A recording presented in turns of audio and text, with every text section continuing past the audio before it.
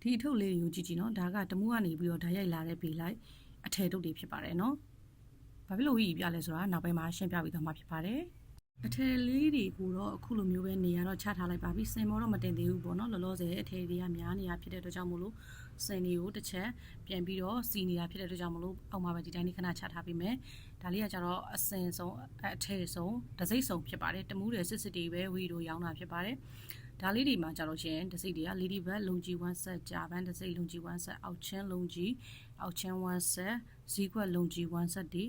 ပါပါတယ်ပြီးတော့တခြားတစိမ့်အစုံလည်းပါသေးရဲ့နော်ဝီစီမှာဒါတွေကကြတော့လောလောဆယ်နေရာချထားပြီးတော့အောက်မှာခဏချထားတဲ့အထည်လေးတွေကိုပြပေးတာဖြစ်ပါတယ်ခုနောက်ပိုင်းဝီကဘာဖြစ်လို့အထည်တို့ကိုခဏကပေးလိုက်ထုတ်ကိုပြရလဲဆိုလို့ရှိရင်ဝီကိုခုနောက်ပိုင်းလာမေးကြတယ်ပေါ့နော်ညီမလေးနေတို့ရောင်းတဲ့အထည်တွေကတမူးတွေစစ်လို့လားရန်ကုန်ထုတ်တမူးတွေဆိုရင်အမားတို့ကလုံးဝမလိုချင်ဘူးနော်ဆိုတော့မေးခွန်းလေးတွေနဲ့ဝီပြန်ဖြေရတဲ့အရာလေးတွေကခုရက်ပိုင်းမှာပိုများလာတဲ့အတွက်ကြောင့်မို့လို့ဗီဒီယိုဖိုင်လေးလုပ်လိုက်ရခြင်းဖြစ်ပါတယ်ရှင်ကဲအထည်လေးတွေပြပေးပြီဆိုလို့ရှိရင်တော့ဝီပကင်ဖောက်ထားတဲ့အစီလေးနဲ့မိတ်ဆက်ပေးသွားမှာဖြစ်ပါတယ်အဲ့အစီလေးကကြတော့ဂျာပန်စိတ်လေးဝတ်ဆက်လေးဖြစ်ပါတယ်တစ်ချက်ကြည့်သွားပေးပါအောင်ပကင်စီလေးကိုဖောက်ပြပြီးသွားမှာဖြစ်ပါတယ်ရှင်သူကကြတော့20တစည်းလာပါတယ်ဂျာပန်စိတ်ဖြစ်ပါတယ် STT ကုမ္ပဏီကထုတ်တာဖြစ်ပါတယ်ရှင်သူကကြတော့20တစည်းမှာအစင်ဆုံးအယောင်ဆုံးအစင်ကြီးလေးတွေပါတယ်အစင်ကျဲလေးတွေပါတယ်အစင်စိတ်တာလေးတွေပါတယ်သူကရိုးရီရွာလေးပါပါတယ်အစင်ကြီးတီးတန်လည်းမဟုတ်သလိုအစင်စိတ်တီးတန်လည်းမဟုတ်ဘူးအစင်ကြီးနဲ့အစင်စိတ်ကရိုးပြီးပါတာမျိုးလေးဖြစ်ပါတယ်သူ့ရဲ့အဓိကအယောင်အောက်ခံတွေကကြတော့နီညိုအညိုအနက်နက်ပြာလေးတို့တစ်ခါလေးပါတတ်ပါတယ်ရှားတော့ရှားတယ်ပေါ့နော်ဒါလေးက SCT ကုမ္ပဏီကထုတ်တဲ့3 meter တစ်ဆက်1 set ဖြစ်ပါတယ်ရှင်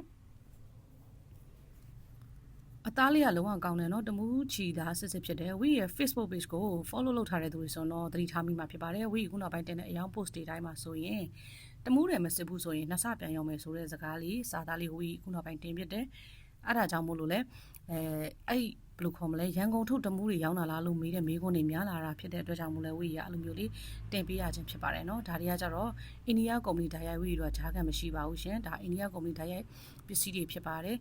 ရန်ကုန်ထုတ်တမူးတွေကိုရောဝီတို့မရောင်းပါဘူးတမူးအတုဆိုရင်လုံးဝမရောင်းပါဘူးအိန္ဒိယကထုတ်တဲ့တမူးနယ်စက်ကဝင်တဲ့တမူးတွေစစ်စကိုပဲဝီရောင်းပါတယ်ရှင်ဒါကဂျာပန်တစိမ့်လေးဖြစ်ပါတယ်ဝမ်းဆက်လေးတွေဖြစ်ပါတယ်ရှင်လက်လီတစုံကိုသူက29,500ရောင်းပါတယ်90စီးသက်လည်းရှိပါတယ်20စီးသေးလည်းတက်ရှိတယ်သူက20တစီးကနေစယူမယ်ဆိုရင်တော့ဝီကဘယ်နေရာဦးမဆိုဟိုပေါ့နော်ဘယ်လိုလဲ Delhi charges က delivery charges ကနှစ်ဆဖြစ်တဲ့မြို့တွေကလွဲပြီးလို့ရှိရင်ပုံမှန်မြို့တွေဆိုရင် delivery free နဲ့ရပါတယ်မြရီလိုနယ်စပ်မြို့တွေကမှားတယ်ဆိုလို့ရှိရင်တော့ဝီက Delhi charges ကိုတဝက်ကျခံပေးပါတယ်ရှင်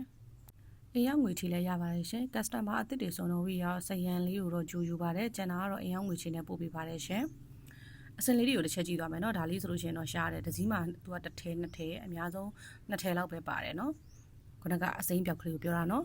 ။ဒါလေးဆိုလို့ရှိရင်လည်းချစ်စရာလေးသူ့ရဲ့အယောင်အတွဲအဆက်အရန်အသားလဲကောင်းတယ်အယောင်လေးလည်းစူတောင်းနေရပဲနော်။ဒါကဂျာပန်တစ်စိတ်ဖြစ်တယ်။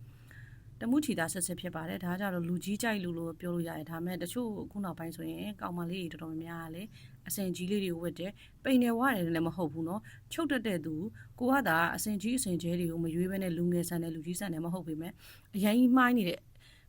အစင်မျိုးတွေမဟုတ်တဲ့အတွက်ကြောင့်မလို့လူကြီးလူငယ်မရွေးဝဲလို့ရတယ်လို့ဝေးပြောတာเนาะ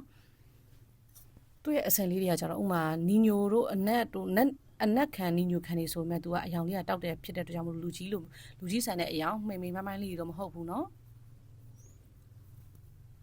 အသားကလည်းလုံးဝပိတ်နေရပဲเนาะအသားကခြိသားအပိတ်ကလေးတွေဖြစ်ပါတယ်ရှင်ဝီရဲ့ YouTube channel လို့လည်း subscribe လုပ်ရသေးတယ်ဆိုတော့ subscribe လေးလုပ်ပေးသွားပါအောင်ရှင်20တစည်းလာပါတယ်ရှင်နောက်ထပ်ဗီဒီယိုဖိုင်လေးမှာလည်းပြန်တွေ့ပါဦးမယ်เนาะဂျာပန်စိတ်လေးဖြစ်ပါတယ်တရာစီဘိုင်